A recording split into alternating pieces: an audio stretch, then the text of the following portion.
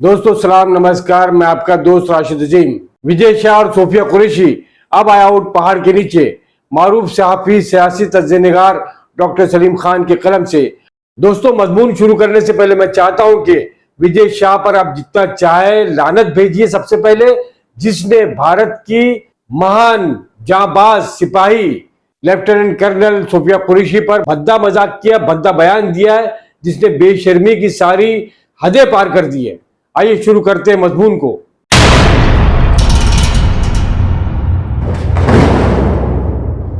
अमेरिकी सदर Donald Trump की जंगबंदी ने बीजेपी को अखंड भारत भगवा यात्रा को तिरंगा यात्रा में बदल दिया, मगर मध्य प्रदेश के रियासती वजीर विजय शाह की कर्नल सोफिया पर मजमूम तबसरे ने बीजेपी की तिरंगा यात्रा के रंग में भंग डाल दिया।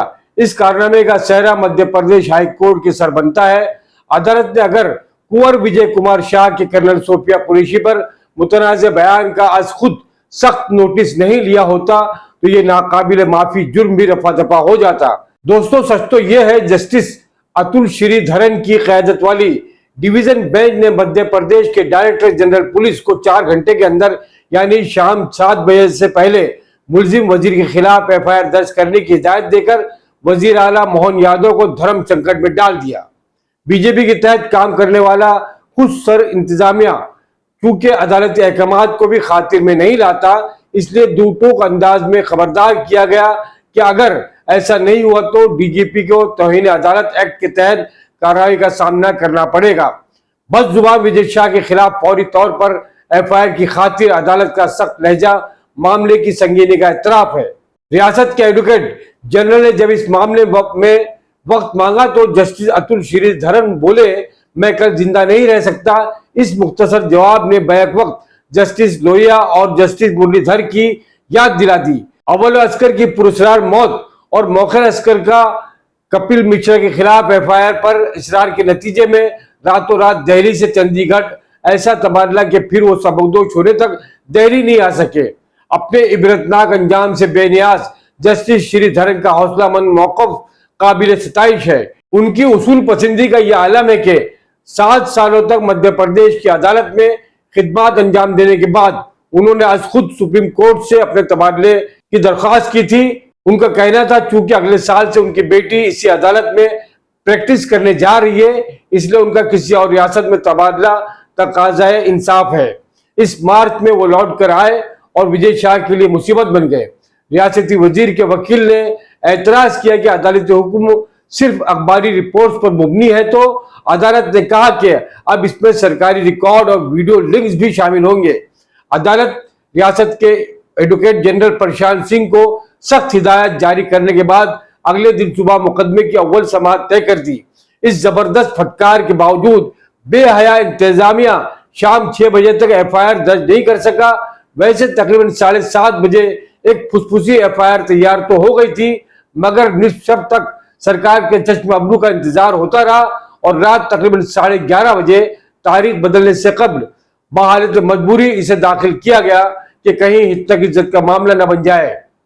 दूसरे दिन जब जस्टिस श्रीधरन के सामने FIR आई तो उन्होंने फिर से फटकार लगाकर इसे मुस्तरद कर दिया।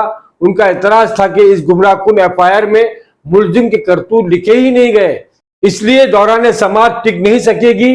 अदालती तबसरे से अंदाजा होता है कि जस्टिस श्रीधरन विजय शाह को जेल भेज कर ही दम लेंगे।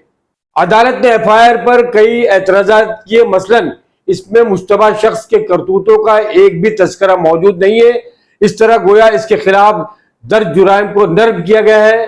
अदालत ने यह संगीन इल्जाम भी लगाया कि FIR में जानबूझकर ऐसी गलतियां की गई है जिसकी वजह से मुस्तकबिल में FIR मनसूख हो सकती है। इस तरह गोया इंतजामिया पर विजय शाह से साठगांठ करने का इल्जाम लगाया गया। जस्टिस श्रीधरन के मुताबिक FIR में कानूनी कार्रवाई के लिए मवाद की तफसीलात की कमी पाई गई। कमजोर FIR दर्ज करना रियासत की तरफ से खुलेआम धोखे को जाहिर करता है।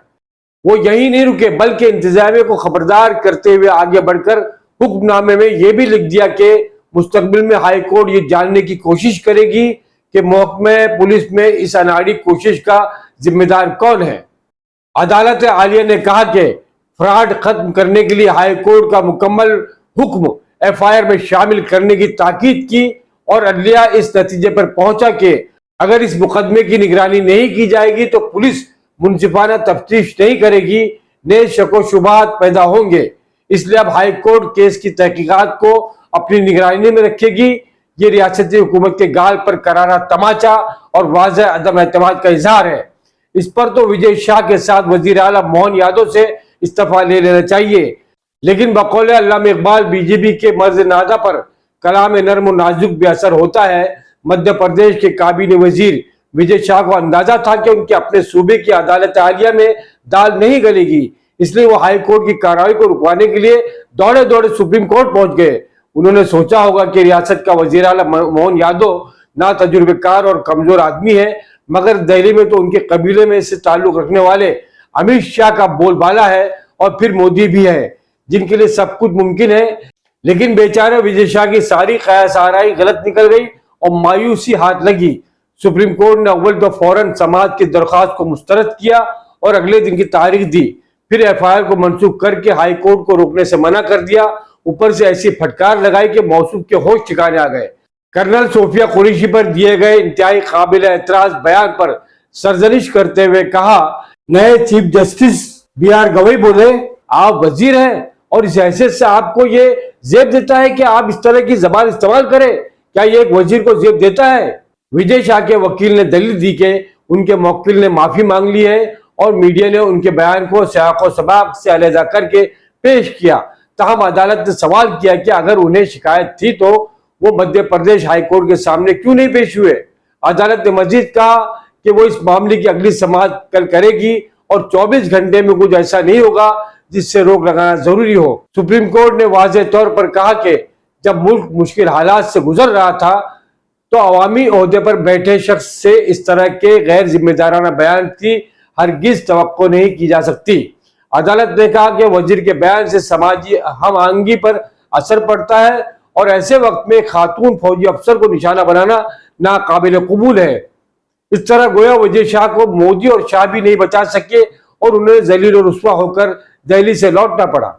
विजय शाह की परेशानी यह है कि मध्य प्रदेश हाई कोर्ट के हुक्म पर उनके खिलाफ भारतीय न्याय संहिता की दफात 152, 196, 1B और 197, 1C के तहत मुकदमा दर्ज किया गया है और इसमें 7 साल से लेकर उम्र कैद तक की सजा हो सकती है। इसीलिए वो हाथ जोड़ जोड़कर सोफिया से बार बार माफी मांग रहे हैं, लेकिन बात नहीं बन रही। हिंदुत्व नवाजों में माफी मांगने की रिवायत अंग्रेजों के जमाने में सावरकर ने शुरू की, इसलिए इन लोगों को शर्म नहीं आती, मगर विजय शाह जैसे आदि मुजरिम का करार वाकई इलाज जरूरी है। 2013 में इसे साबिक वजीर आला शिवराज सिंह चौहान की अहलिया के खिलाफ भद्दे तबसरे की वजह से रियासती काबीना से इस्तीफा देना पड़ा, मगर 3 माह बाद बहाल कर दिया गया तो इसका हौसला बढ़ गया। 12 साल कबल एक तनाजे पर तादीबी कार्रवाई के बावजूद बीजेपी आला कमान इसे टिकट देती रही। 2018 में ट्रांसजेंडर कम्युनिटी और वाजपेयी समेत सारे पुराने वज़राए आजम पर तज़हीक आमेज तबसरे को भी नजरअंदाज कर दिया गया। 2022 में राहुल गांधी पर उसने कहा था वो 55-56 साल तक गैर शादीशुदा है और मेरा 28 साल का बेटा शादीशुदा है, आपका बच्चा 25 साल की उम्र में गैर शादीशुदा है, तो पड़ोसी सवाल करते हैं। 2024 में वो सतपुरा टाइगर रिजर्व के कोर जोन में पिकनिक का मजा लेते हुए देखा गया था। विद्या बालन के साथ में ईशाइया से इनकार पर ये उनकी शूटिंग रुकवा चुका है, लेकिन अब की बार इसका साबका किसी अदाकारा से नहीं कर्नल सोफिया कुरैशी से पड़ा है और उम्मीद है वो इसे जेल में चक्की पिसवा कर रहेंगी। ये थी दोस्तों आमना सामना मीडिया की खास रिपोर्ट।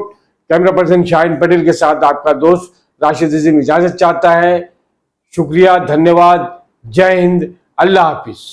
आप देख रहे हैं आमना सामना मीडिया। वीडियो को शेयर कीजिए, चैनल को सब्सक्राइब नहीं किया है आपने तो सब्सक्राइब जरूर कर दीजिए।